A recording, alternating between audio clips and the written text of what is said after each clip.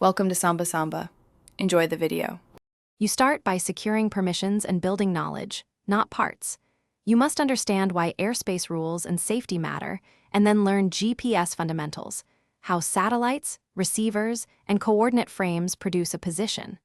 Once that conceptual foundation is set, make a learning plan that prioritizes simulation and safety training.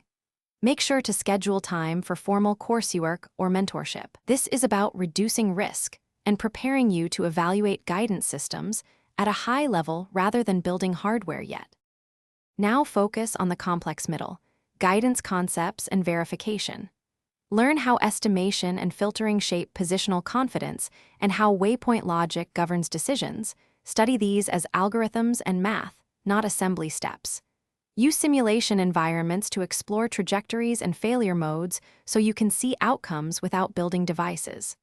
Also examine telemetry, redundancy, and human oversight policies to understand how control and fail-safe design protect people and property.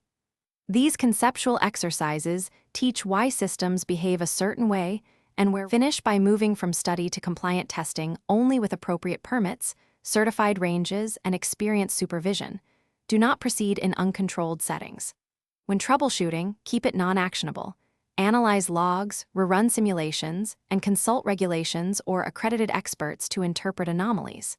If systems behave unexpectedly, stop immediately, document what happened, and engage qualified authorities or mentors. This approach protects you legally and ethically, and it ensures that any practical work is informed by rigorous safety, oversight, and professional guidance.